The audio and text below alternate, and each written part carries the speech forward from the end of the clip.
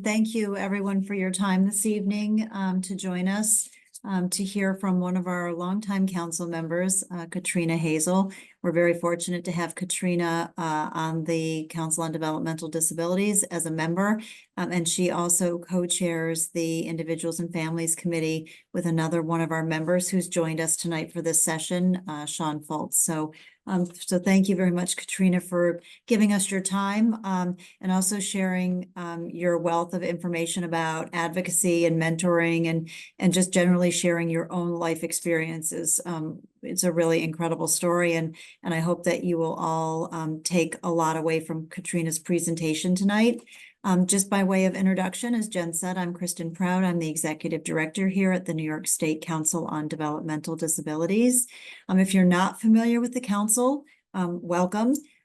New York's council is one of 56 across the country. There are every state and the U.S. territories as well, so places like Guam and Puerto Rico.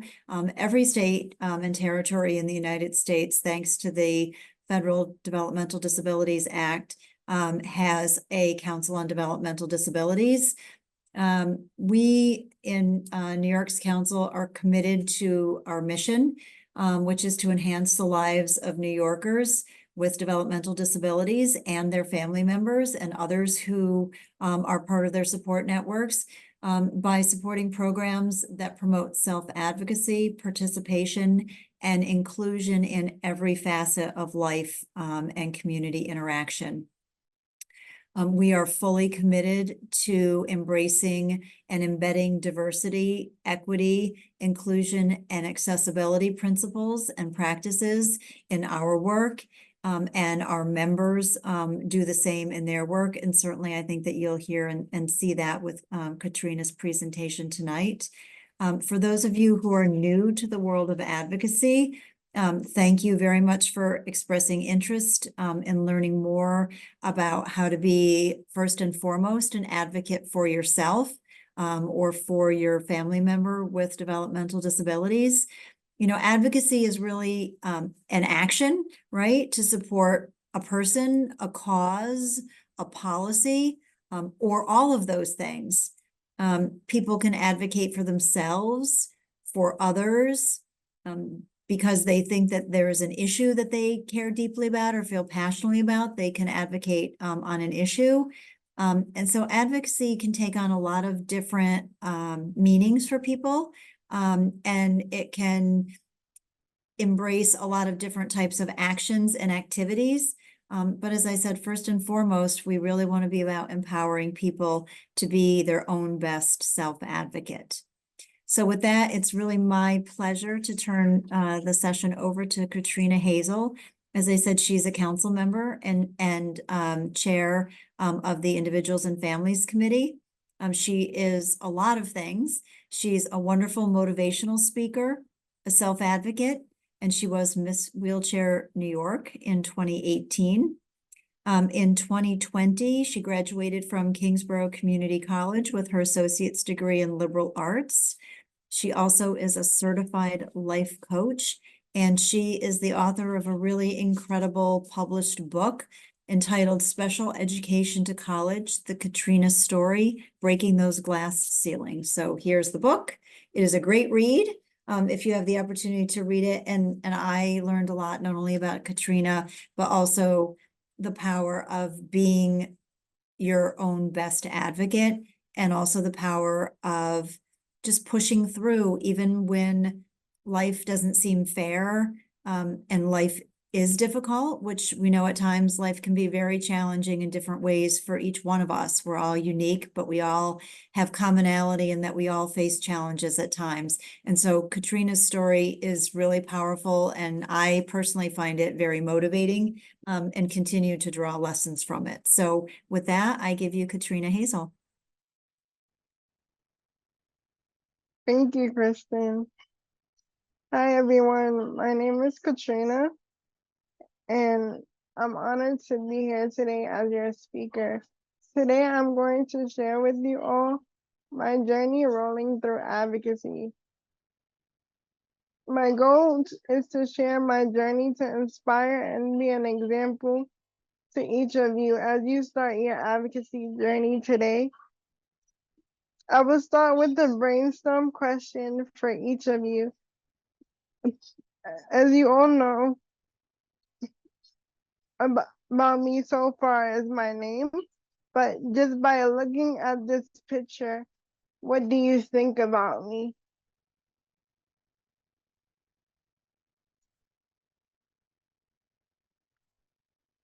It can be anything fun, anything interesting. You can feel free to share.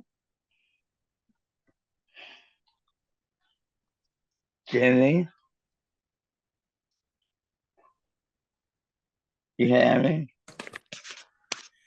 From what I know, you are an artist, or you are a motivational speaker, a life coach, and an author.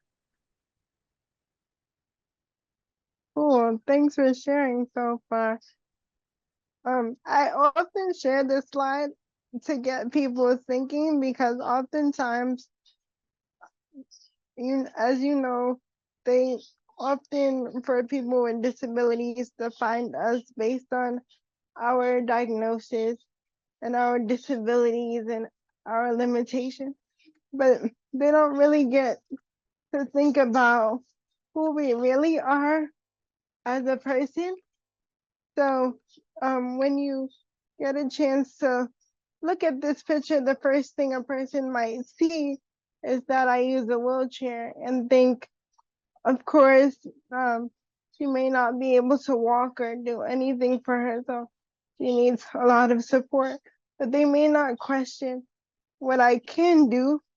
But when you focus on who you are and what you're capable of within your unique abilities, you will find many things that you can offer to the world and bring to the table of the community that you serve.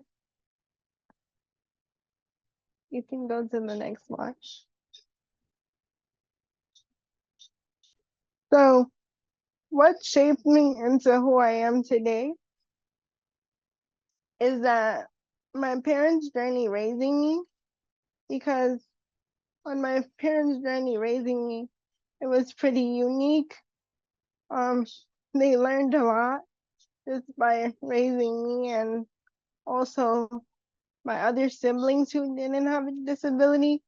But I think that my journey with them raising me, they got to learn a lot of unique life lessons, although their life changed just because I have a disability and need a lot of supports. On my last IEP before graduating high school, it started with a fifth grade or a sixth grade level in either math or English.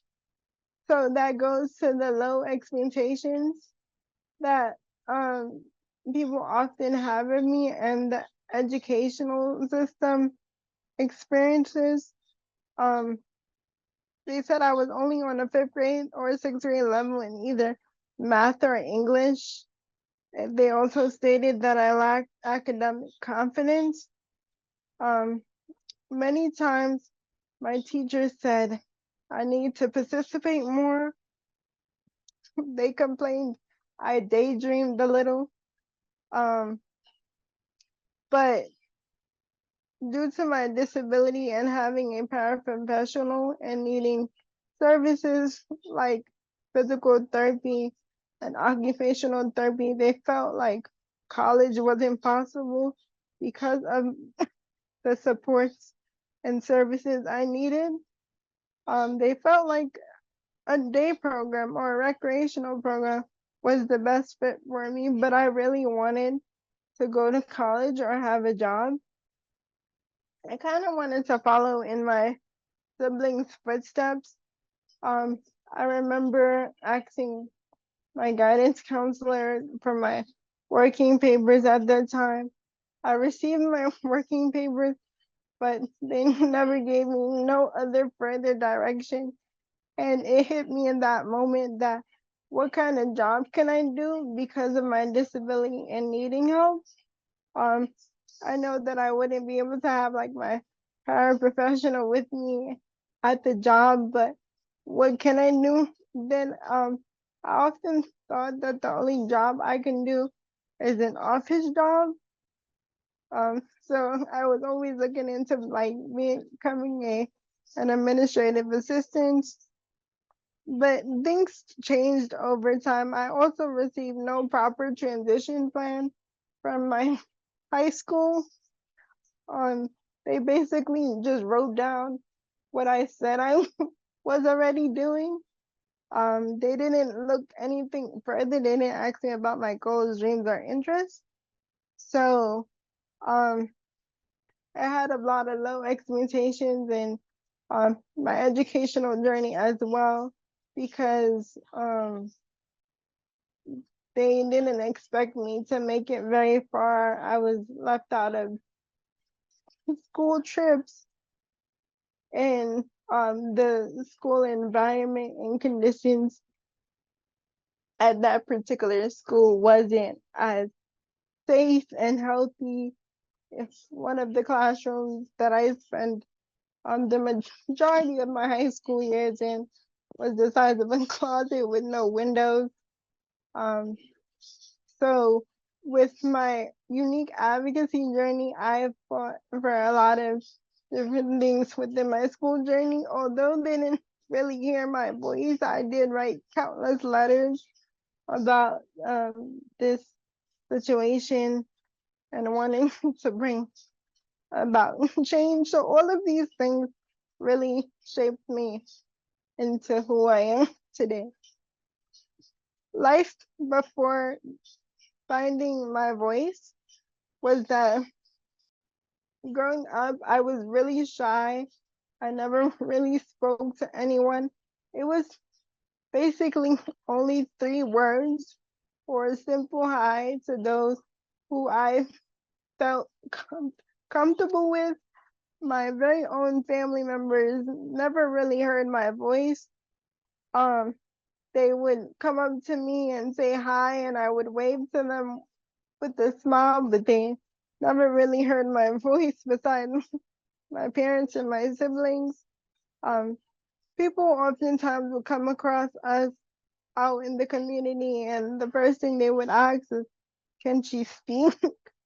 Because I don't know, they probably made that automatic assumption. They didn't know what my capabilities are, and they were talking to my mom and dad, and they would ask, "Can she speak?" And my mom and dad would be like, "Yes, you can say hi to her, you can talk to her." So um, oftentimes I would just wave hi, and if I didn't feel comfortable, I guess it was just that hi and smile, and that was it.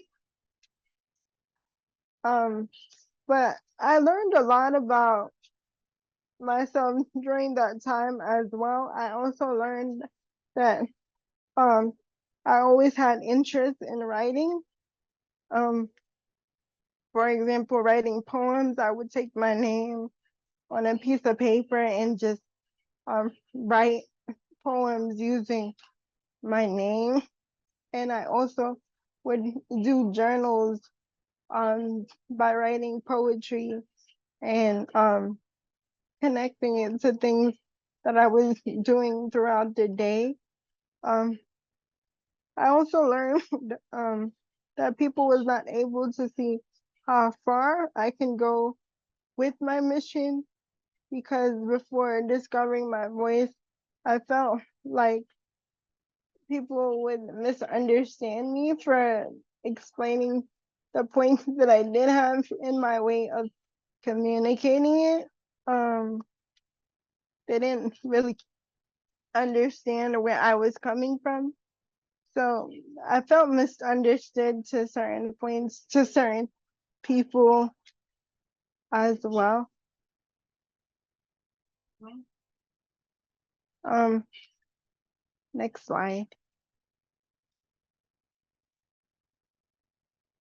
The journey to discovering my voice include a variety of opportunities.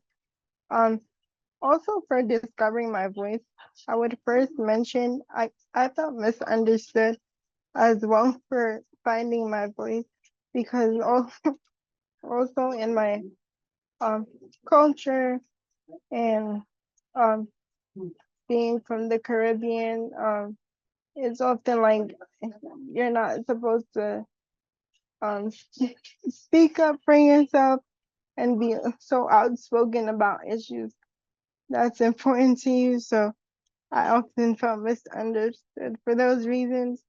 Um, I started a website to share my story with that world. And when I started to share my story, a lot of people were like questioning in their own mind that like what am I really up to? Because they never really heard of me speak. So they were wondering, am I really capable of being the person I said I'm going to be? Um, Not everyone believed in me and my why, which I also had that expectations that everyone was gonna believe in me and my journey. But I also learned in the journey of finding my voice that not everyone is gonna believe in me and my mission, and that's okay. I'm still gonna do what I love to do. Um, Finding my voice helped me to embrace my disability because although I was basically diagnosed with a disability as a baby, I struggled as a teenager to embrace my disability, and it got a little harder for me to embrace my disability, but I began to find my way by starting the website and sharing my story and getting connected to others was utilizing technology. It helped me really to discover my purpose. I realized this is what I love to do, and this is what I'm going to continue to do and continue to push forward on. I also discovered volunteer opportunities. So on my journey of finding my voice, I also was giving opportunities to have a seat at the table, have meet meet local officials like Senator Chuck Schumer to help pass the ABLE Act bill, sharing my experiences about how that will be so beneficial to me and my family. I also got the opportunity to speak to over 500 people for the first time at a Women Who Caravan for an organization that I was a part of. And members of that team said, if you say yes to this opportunity, your life would never be the same again. And they were absolutely right, because from that moment, I started to get invited to self-advocacy groups to share my story, and it hasn't stopped. Um, I got publications done on my education journey, um, sharing my story and experiences in joining youth councils around special education. Um, I also became Miss Wheelchair in New York 2018, and that platform blossomed me into a motivational speaker.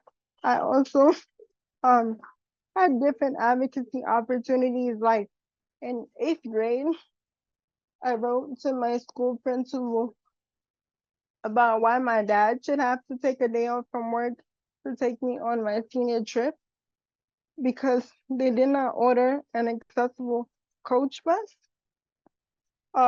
The original assignment was to write about why my school should no longer be a uniform school or the benefits of school lunch. But I wanted to address this issue using that assignment, so I did it that way. And I had no idea this was advocacy in my own way. I never learned about advocacy before. So my question to you is, when did you learn about advocacy?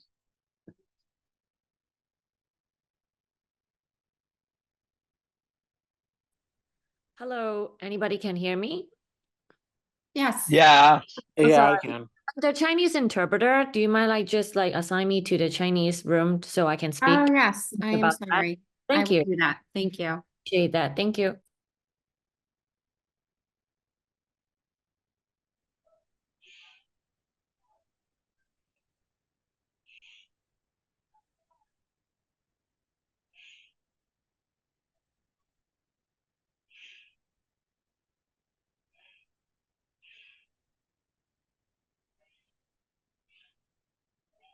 And it looks like Ryan has his hand up. I'm sorry to answer the question that you had, Katrina. Hi, Ketrina. I like your story. I love it. Thank you. Ryan, do you want to share, when did you learn about advocacy? When I learned about advocacy is because when I learned about advocacy is the moment that I wanted to change my life for the better, get a better education, and to have a better life. So I learned how to advocate to go to college and advocate to go to live in an ISS apartment, meaning housing subsidy program through one of my other agencies. And after people doubted me, I said, I just did it. I fought for it. I did it. I conquered it.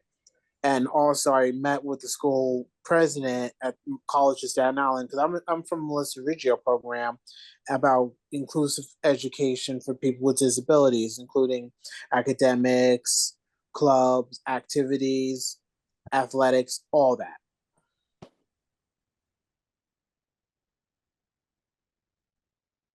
Thanks for sharing, Ryan. I'm sorry. So this is the Chinese interpreter. I don't see that I've been assigned in the room. Do you mind somebody go ahead and take a look so I can go ahead and Sorry. translate in Chinese, please? Yep, I thought I just added you. I will try that again. So it seems like I can only listen at this moment. Thank you so much for your help. Yep.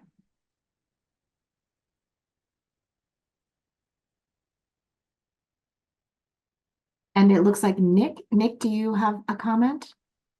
Hi, my name is Nick Lacentra or Nicholas Lacentra. First of all, I want to say this is a great presentation for Katrina. So I just want to say I understand how you feel about advocating, but because I have been through a lot of stuff where it comes to like advocating a lot. You see, I learned how to advocate when I was in high school, and staff told me how just learn how to advocate of something that you want. And ever since then, I've been advocating for things I've been wanting. Like, for example, I'm now the president of Long Island of Self Advocacy for my company of YI. So now I'm basically in charge of like how to advocate on things with my agency. So I can understand what your story is like, Katrina. Thank you for sharing. Yeah, you're welcome anytime. Katrina, I wanted to Awesome. mention, we have a comment in the chat from Tina, who said she learned about advocacy through her daughter's journey. And Sean says he learned about advocacy from Sanies and Adapt. Those are great. Oftentimes, we learn about advocacy through organizations, and one of my Hello, just a biggest testing. Hopefully, oh, seems like my voice is still in the main room. Sorry about Yeah, I'm sorry. I'm working on that. I'm not sure why that is. Sorry, go ahead, Katrina. oftentimes advocacy is talked about within organizations, and I want it to be talked about in schools as much as young as possible, but we're still working towards that. But I'll I'll continue to share more about my advocacy journey. That was just a question to get you guys going. But I'll also share that growing up, I was born 4 years after the Americans with Disabilities Act was passed.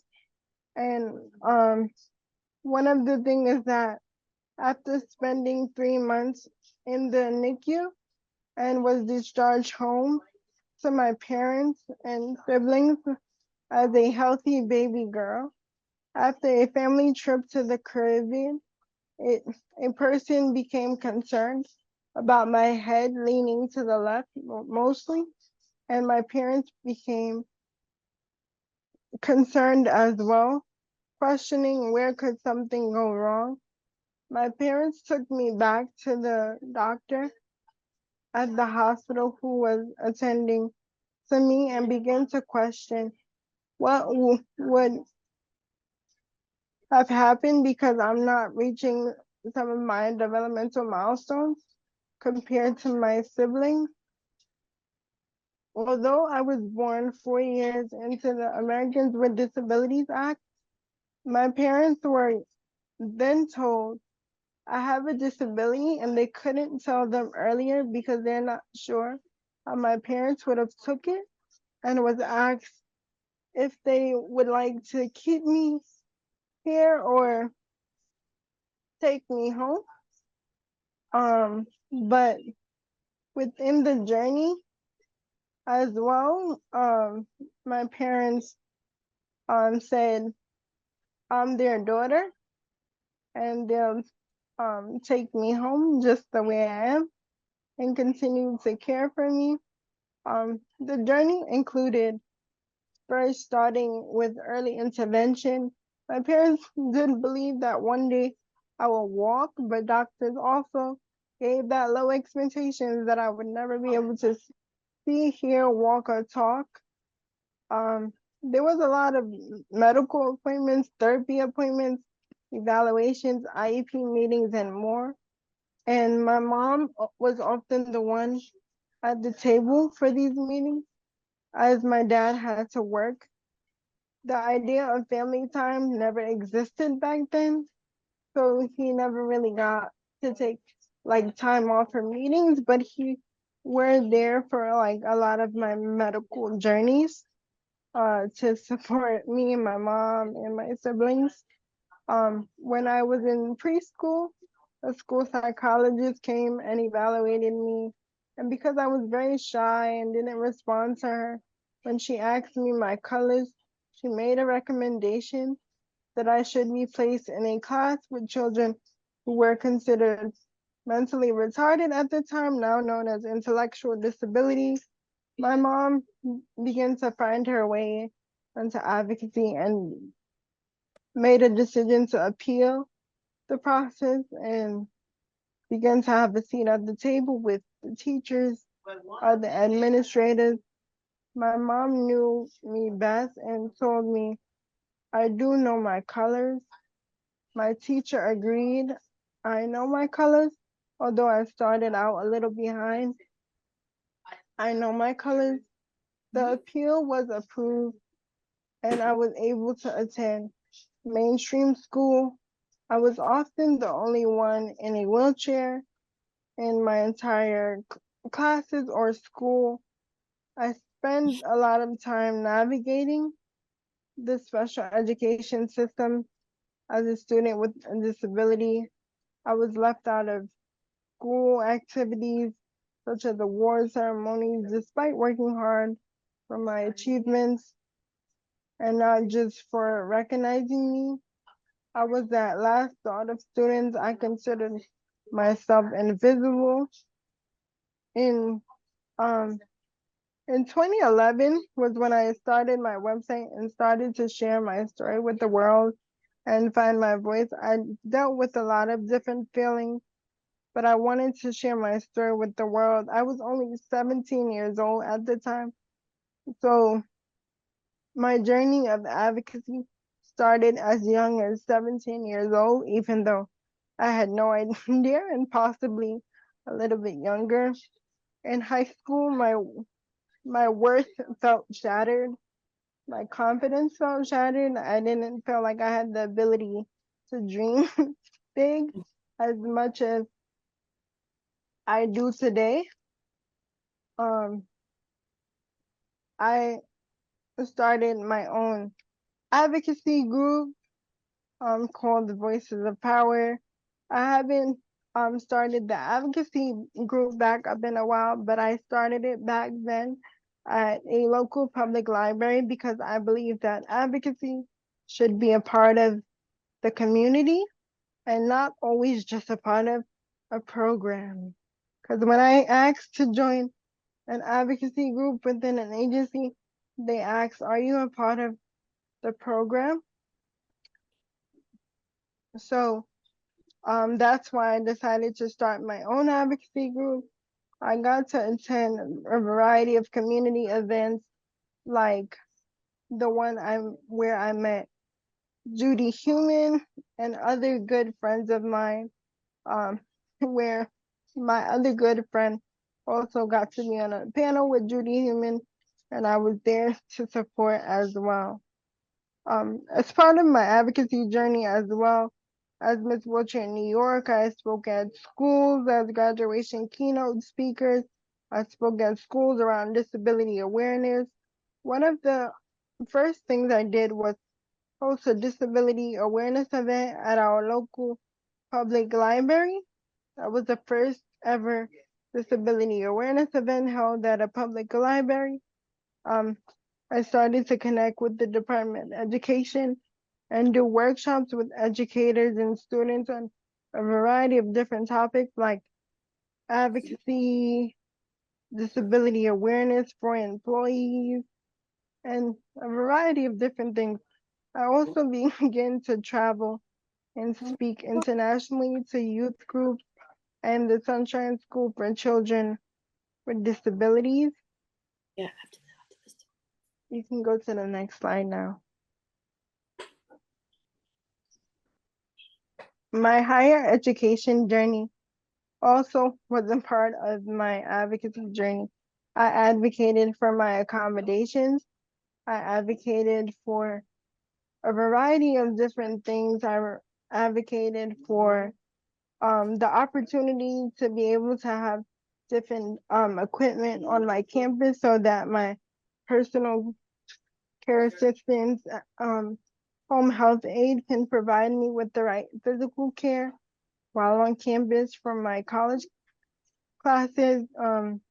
In June 2020, I graduated college with my associate's degree in liberal arts from Kingsborough Community College.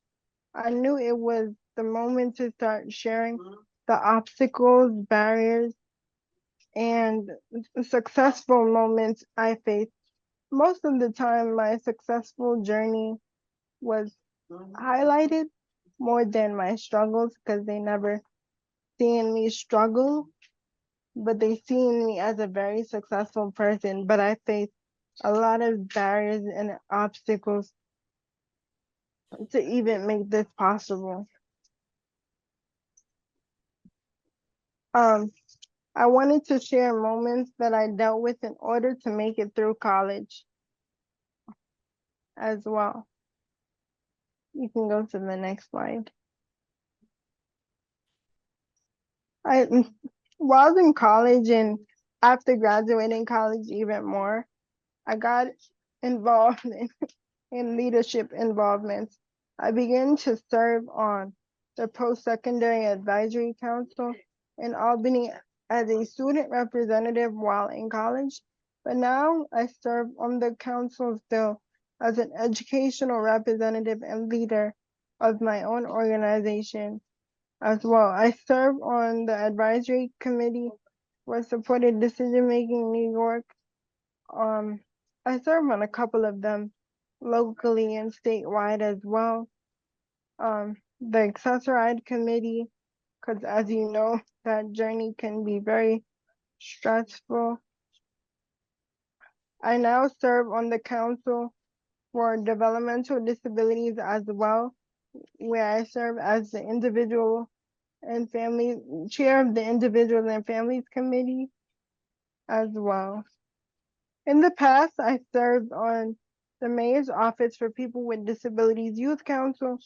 I completed University of Youth Power and earned my certificate in peer advocacy. I also took part in the Partners in Policy Making course. I was a petition leader for Accessorize, supported by my local council member. I took part in Amplifying New York Youth Forum and Youth Power Self Advocacy, New York State Institute. I was also a keynote speaker for a variety of organizations like Stand Youth, Include NYC, and Encourage Kids Foundation Gala, Skip of New York, speaking with Medicaid service coordinators and staff at that time. I volunteered at Reading Partners as a reading tutor.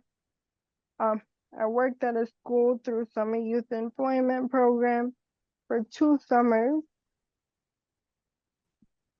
And I'm now an advocacy lead for the Regional Centers for Workforce Transformation. During my time there, I then envisioned and started, you can go to the next slide.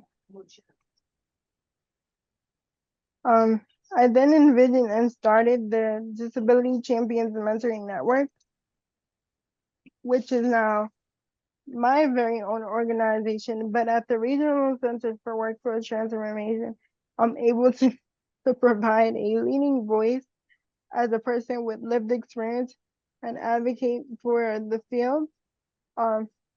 Leading voice in developing workshops such as this one is an example that happened back in April, called What is Meaningful Communication. I will do things like gratitude workshops, people first language workshops. I would talk about community inclusion, diversity, equity, and inclusion. A variety of different workshops I host throughout my experience as an advocacy lead there, side by side learning series with self advocates. Like a year or two back, things are shifting around, but self advocates are still welcome to attend as well. But Disability Champions Mentoring Network is now my very own nonprofit organization. Although I started this project during my career with the regional centers, it's created so that no young person should face barriers in accomplishing their dreams, especially and to be able to support students with disabilities in their transition from high school pathway. My motto for Disability Champion is one champion, which means one student, one mentor, many pathways at a time. I received no proper transition plan. No one truly had a conversation about my goals, dreams, and interests. So I aim to disrupt the school to disability pipeline for those with disabilities, reach those in underserved communities, and redefine what success looks like towards society. So we have 3 parts in our program: video series in my own voice, focused on stories of transition, and mentoring network that multi-phase and share to promote and inspire self-determination of outcomes to young people with disability needs. One of the first documentaries that was created was my very own journey going from school to where I am now. You can go to the next slide.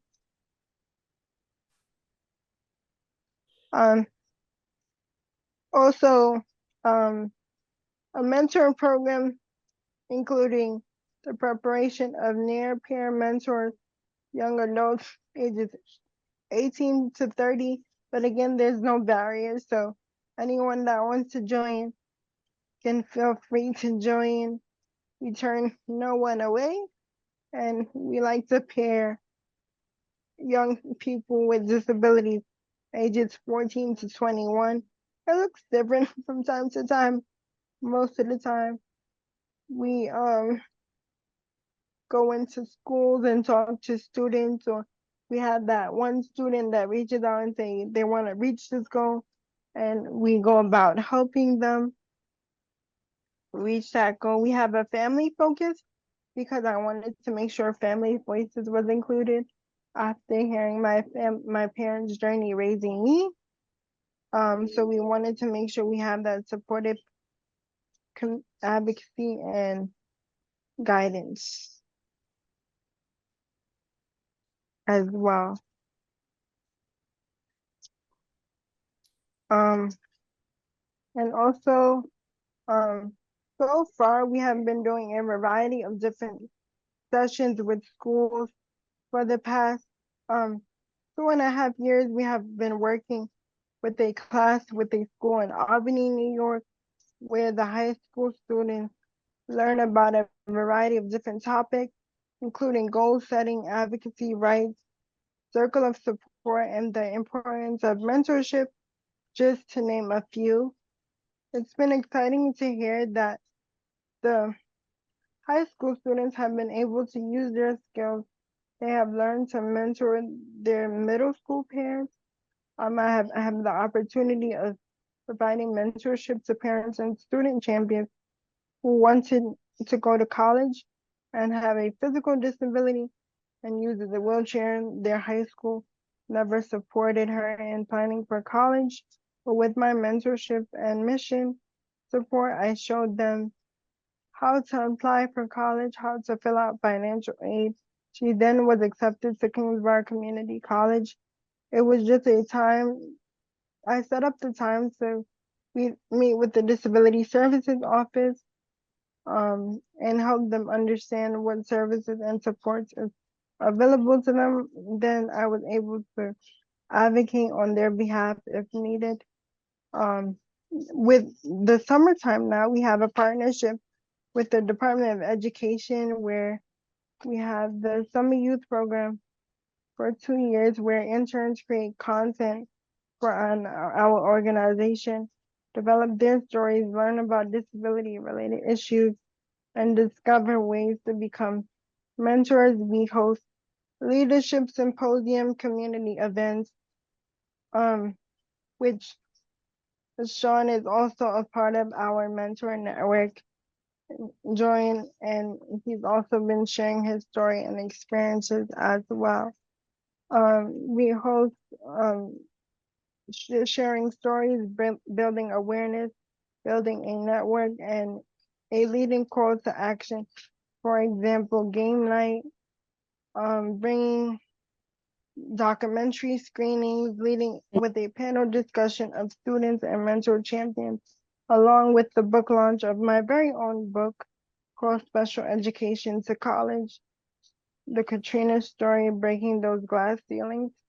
So this means I'm an author too.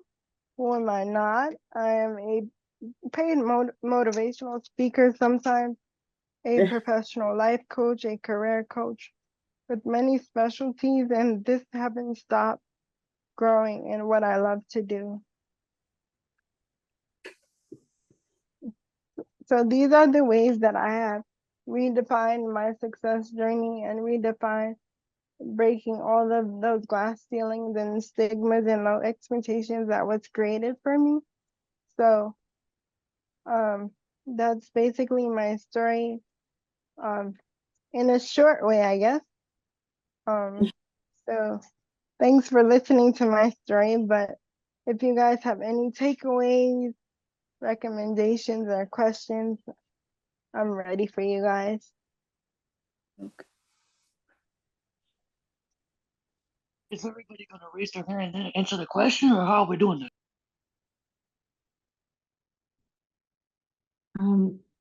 If you have a comment, you can put your hand up. Just let me know if you want to speak. Do you have, Just a quick Alice? comment about. Oh, sorry. oh, so I'm sorry, I saw Allison's hand up. My name is Alyssa Coons here. I am part of the Advocacy one. So I just wanted to say, like, congratulations on your story, Katrina. That was awesome. And that was a exceptional booker. And we always love you for that. So you are so great, and we love that story about we always love to hear the disabilities, and because I am in the Down syndrome right now, so I really like to hear you love this story and all that is true. So I'm really impressive who are for you, because I really like to hear your story for you, Katrina. I would like to see you again. So I would like to see you on September on the 19th. I will appreciate that, and we would like to see how you're doing. So thanks for that.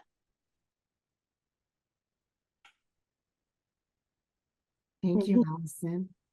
Now, I interrupted someone who wanted to speak before. I don't know who was speaking before. So whoever that was, you can make your comment or ask your question. No, I missed part of the. I missed part of the presentation, but I would like to react on like how he actually come like a long way to actually advocate for others, for folks with like disabilities, because I think that her story and my advocacy journey is very similar. However, I did not go through any college experience. I have advocated for other folks like from different nonprofits such as Best Buddies, YI, and all these others like Sydney Center Dependents of Disabled in New York. And I also have friends in Downstate Adapt. I have like pretty much I'm covered like in every single bubble that any nonprofit here. But um I'm not sure how to tie this back, but I think your story can teach a lot of these upcoming folks who don't know how to advocate for themselves, and then to actually um teach a wide broad spectrum on how you can help not just students but adults in the community or older adults and other types of folks. This is Kevin, and I'm finished.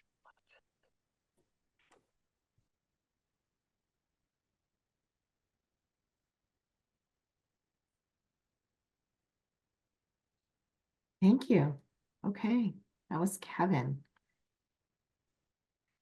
I don't see anyone else with their hand up. Is there anyone else who had a comment for Katrina?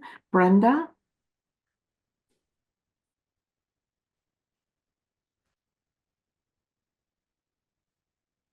Oh, Brenda, I'm Judges sorry. goes to their top 3 ribbon winning. Oh, I'm sorry. Thank you all for Okay, this thank opportunity. you. Thank you all for this opportunity.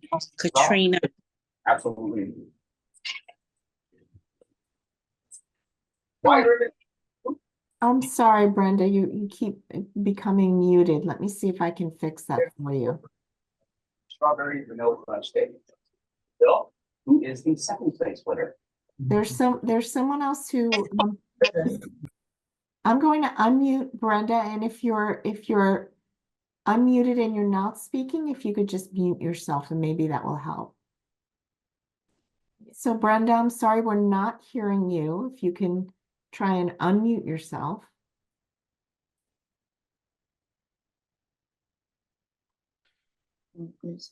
I'm sorry, Brenda, we're not hearing you.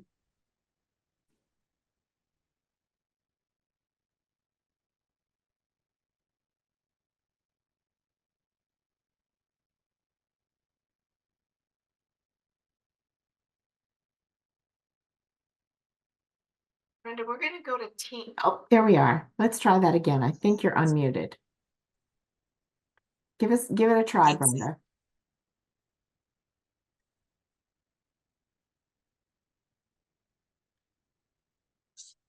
Can you try it, Brenda?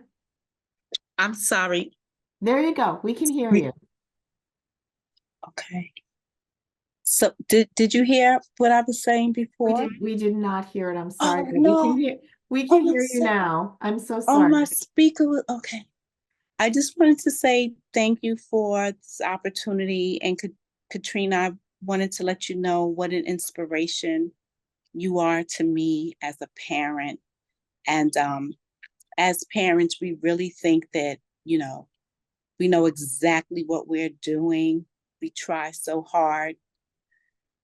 But I want you to know that you really empowered me today. And just listening to all of you young adults, I'm in your corner 100%. And I love what you all are doing with your life and with your mind and with your hearts. Thank you.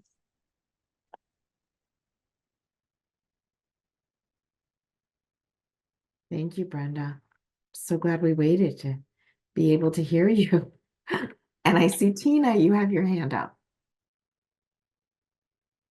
Hi, Ketrina, I want to thank you for sharing your story. I know sometimes it's not so easy to share what you went through.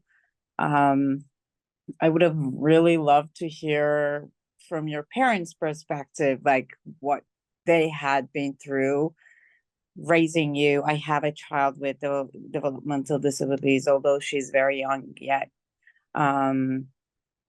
She's 11 years old. So that is behind the curtain, probably what they went through. Your story is really inspirational, and it is really hard to learn to advocate. And I think the parents behind the curtain did a lot of job raising you really well, and teaching you and supporting you through your journey, right? So I just wanted to thank you.